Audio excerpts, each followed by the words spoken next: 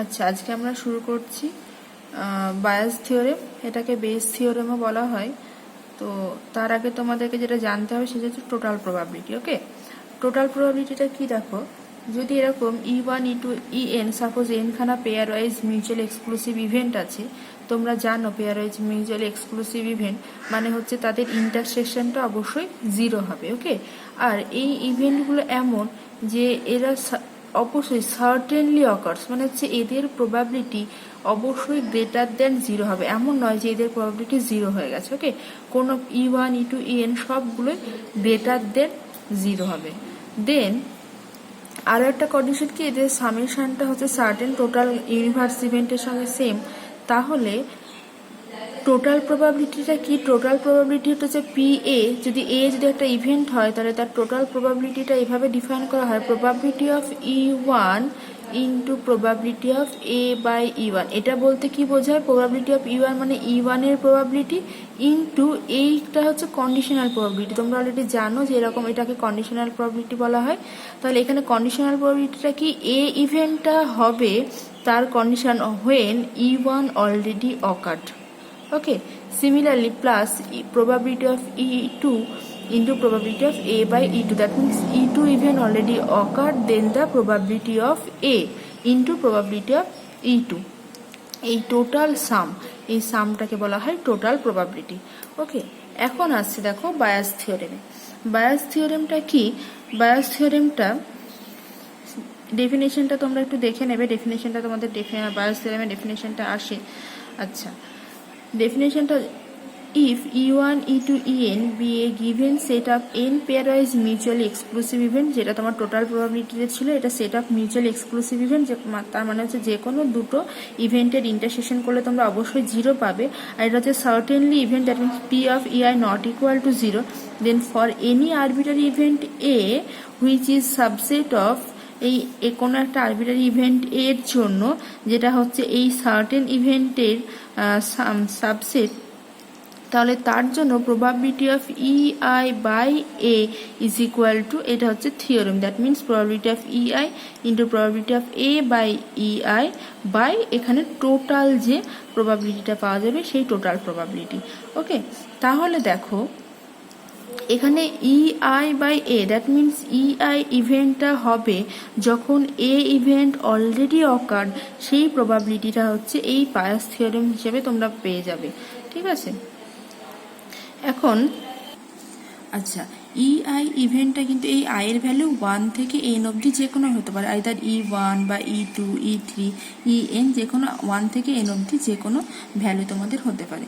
ঠিক আছে, আমরা বায়াস থিওরেমে ডেফিনেশনটা, বায়াস থিওরেমের প্রবলেমগুলো একটু অন্যভাবে করব। ঠিক আছে, কিভাবে করব দেখো, যখন বায়াস থিওরেম তোমরা দেখতেই পাচ্ছ এই যে ডেফিনেশন এখানে করা আছে, এখানে PI মানে এখানে আইটা যদি আমরা 1 ধরে নিই, তাহলে suppose P of E1, that means E1 এর প্রবাবিলিটি ইন্টু কি probability of A/E1, that means E1 এর কন্ডিশনাল প্রবাবিলিটি। তাহলে বায়াস থিওরেম জানতে গেলে, আমাদের বায়াস থিওরেম প্রবলেমগুলো করতে গেলে আমাদের দুটো জিনিস জানতে হবে। একটা হচ্ছে probability of E1, that means E1 এর প্রবাবিলিটি, আর হচ্ছে E1 এর কন্ডিশনাল প্রবাবিলিটি। সিমিলারলি এখানে E2 probability, E2 conditional probability সবগুলো জানলে তবে তোমরা টোটাল প্রবাবিলিটিটা পাবে। দেখো আমরা একটা প্রবলেম করব। ঠিক আছে, প্রবলেমের মধ্য দিয়ে করলে তোমাদের জিনিসটা আরও বেশি ইজি হয়ে যাবে। সাপোজ একটা প্রবলেম দেখো, first box contents 2 white and 3 red ball, and second box contain 4 white and 5 red balls. One of the ball is drawn off at random from one of the box and is found to be red. Find the probability it was drawn from the second box. তাহলে কি আছে, দুটো box আছে, একটা বক্সে এই যে দুটো হোয়াইট বল আছে, একটাতে 3টে রেড বল আছে। আরও একটা বক্স আছে সেকেন্ড বক্সে 4টে হোয়াইট বল আছে, 5টা রেড বল আছে।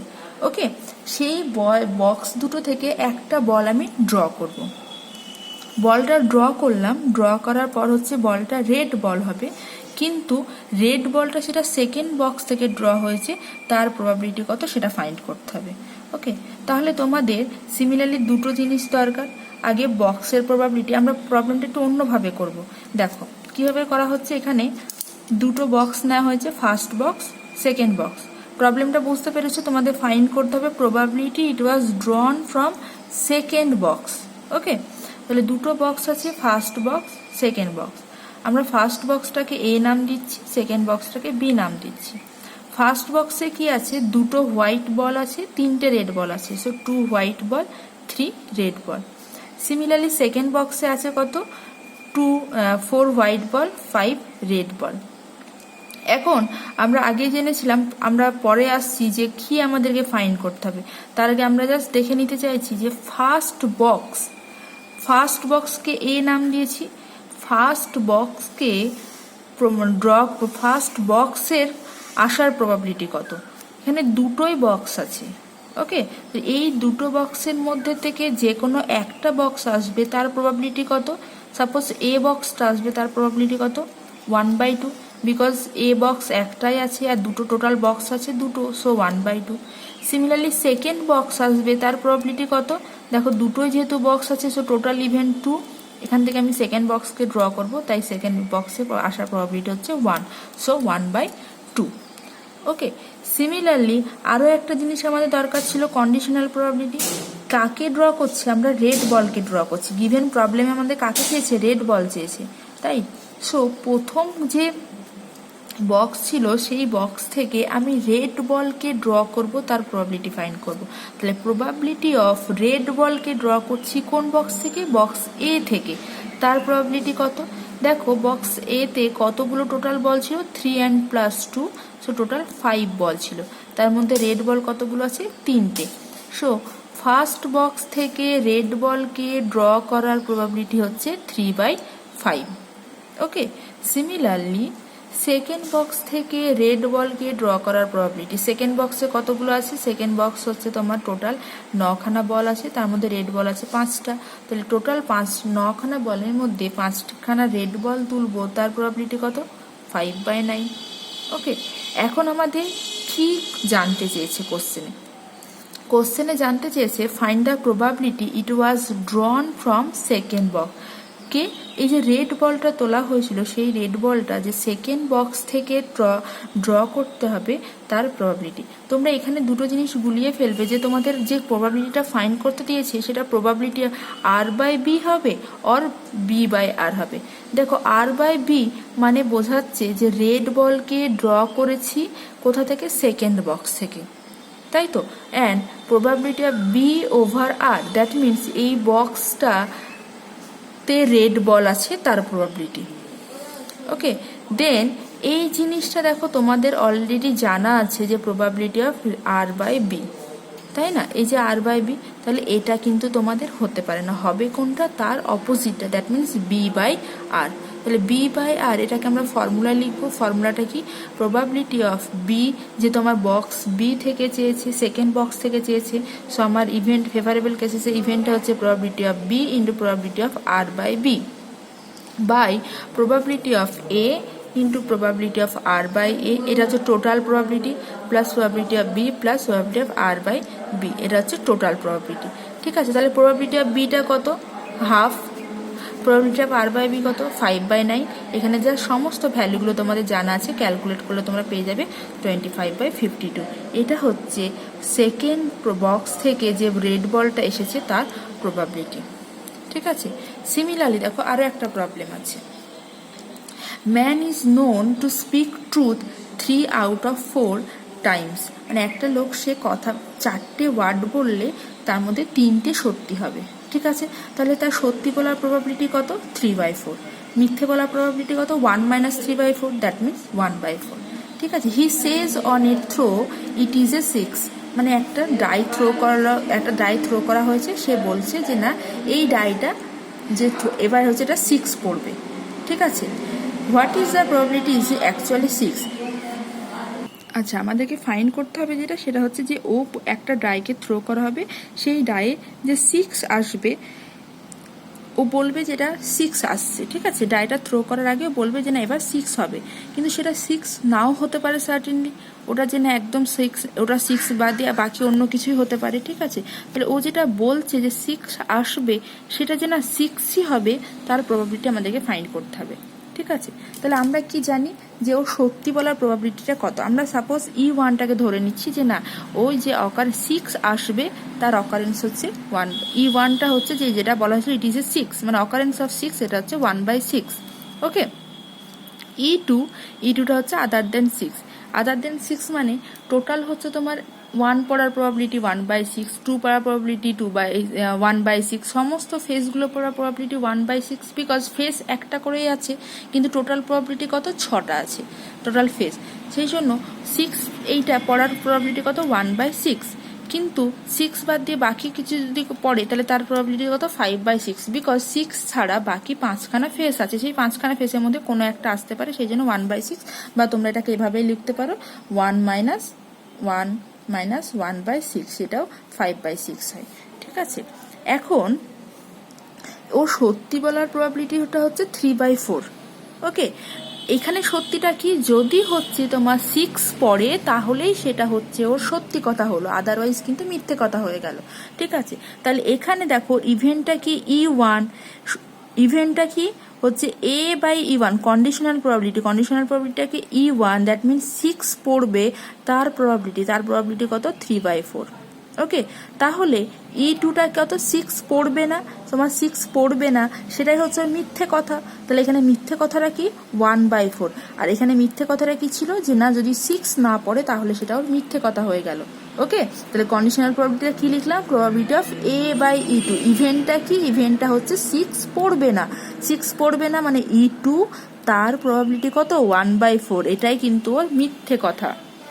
তুমি একটা জিনিস বলেছিলে একটা সত্যি কথা বলার প্রবাবিলিটি, এটা মিথ্যে কথা বলার প্রবাবিলিটি, কিন্তু এখানে ওর সত্যি কথা কোনটা, যদি 6 পড়ে যায় তাহলে কিন্তু সত্যি কথা বলছে। তাহলে E1টা ছিল আমাদের 6 পড়ার পসিবিলিটি, যদি 6 পড়ে যায় মানে এই ইভেন্টটা কখন অকার, অলরেডি E1 অকার, যদি 6টা পড়ে যায় তাহলে সেটাও সত্যি কথা, তাহলে প্রবাবিলিটিটা হয়ে গেল 3/4, আদারওয়াইজ সেটা কিন্তু মিথ্যে কথা হয়ে গেল। মিথ্যে কথাটা কি, 1/4। মিথ্যে কথাটা কি ছিল, যে না 6 পড়বে না। তাহলে আমাদেরকে এখন কি ফাইন্ড করতে হবে, আমাদেরকে ফাইন্ড করতে হবে what is the probability it is actually 6, মানে 6 হচ্ছে তার প্রবাবিলিটি কত। দেখো তোমরা আবার এখানে ভুল করতে পারো যে এটা কি হবে, প্রবাবিলিটি অফ A/E1 হবে, অর প্রবাবিলিটি অফ E1/A হবে। A/E1টা হবে না, কারণ কি, দেখো A/E1টা তোমাদের অলরেডি জানা আছে, তোমরা এটা লিখে ফেলেছো যে E1টা অকার্ড, এ ইভেন্টের probability when E1 already occurred, তোমরা সেটা জানো। তাহলে তার উল্টোটা বায়াস থিওরেম কিন্তু বলে, যেটা তোমার জানা আছে তার উল্টোটা কিন্তু ফাইন্ড করতে বলে। A/E1 জানা আছে, তাহলে তোমার ফাইন্ড করতে হবে E1/A। তাহলে E1/A কত, E1/A বায়াস থিওরেমটা লিখে নেবে, নিচে টোটাল প্রবাবিলিটি, যেহেতু এখানে E1 E2 দুটোই প্রবাবিলিটি আছে তাই E1 E2 বাইরে আর কিছু আসবে না, আর উপরে কাকে চাই, E1/A যেহেতু, তাহলে probability of E1 into probability of A/E1। Probability এখানে দেখো সমস্ত ভ্যালুগুলো তোমার জানা আছে, প্রবাবিলিটি অফ E1 A/E1 এ ভ্যালুগুলো তোমার জানা আছে, ভ্যালুগুলো পুট করলে 3/8। ঠিক আছে, এই জিনিসটা এখানে যেটা লেখা আছে আমাদের ফাইন্ড করতে হবে প্রবাবিলিটি অফ E1/A। সো এখানে উপরে কে হবে, E1, probability of E1 into probability of A/E1। আমাদের ফাইন্ড করতে হবে প্রবাবিলিটি অফ E1/A, তাহলে E1 এর প্রবাবিলিটি ইন্টু E1 এর কন্ডিশনাল প্রবাবিলিটি, বাই নিচে হচ্ছে টোটালটা। ঠিক আছে, আগেরটা যেমন ছিল কি ছিল, B/R, মানে বক্স B/R আমাদের ফাইন্ড করতে দিয়েছে হতো, তাহলে উপরে কি হতো, probability of B into B এর কন্ডিশনাল প্রবাবিলিটি, B এর কন্ডিশনাল যখনই প্রবাবিলিটি তখন বিটা নিচে চলে আসছে, বাকি নিচে হচ্ছে টোটাল প্রবাবিলিটি। ওকে, তোমরা একটা জিনিস মনে রাখবে যে যখন কোনো একটা থিওরেম, যখন তোমার এই বায়াস থিওরেমের প্রবলেমগুলো করতে হবে তখন হচ্ছে তোমার যেগুলো জানবে তার অপোজিটটা। সাপোজ তুমি probability of probability of probability of A/R ছিল তো ওটা, হ্যাঁ R/A ছিল, probability of R/A, that means আরটা ছিল রেড বল, ওকে, এটা ছিল ইভেন্ট, তাহলে রেড বল পাবো তার ইভেন্ট আমাদের ফাইন্ড করতে হয়েছে। ওকে, কোনো একটা বক্স ছিল, A বক্স ছিল, এ বক্সের মধ্যে রেড বল ছিল, হোয়াইট বল ছিল, তাহলে এ বক্স থেকে রেড বল আসবে, তার প্রবাবিলিটি কত ছিল আর বাই এ। রেড বল আসবে কোথা থেকে, এ বক্স থেকে, so probability of R by A. ঠিক আছে, এর অপোজিটটা যেটা তোমাদের কন্ডিশনাল প্রবাবিলিটি, তার অপোজিটটাই হয় বায়াস থিওরেম বা বেস থিওরেম। যদি probability of R by B থাকতো, দ্যাট মিনস রেড বল কথা থেকে, বি বক্স থেকে, তাহলে তার বায়াস থিওরেমে তোমাদের ফাইন্ড করতে হতো প্রবাবিলিটি অফ বি বাই আর। এখানে যেটা কন্ডিশনাল প্রবাবিলিটি থাকবে তার ঠিক অপোজিটটা হয়ে যায় বায়াস থিওরেমে। কারণ কি দেখো, এখানে আমরা ফাইন্ড করেছিলাম B by R probability, it was drawn from second box. Okay, so probability B by R. এই জিনিসটা একটু ভালো করে দেখো, বায়াস থিওরেমটা কিছু হোমওয়ার্কও করতে হবে এর উপর।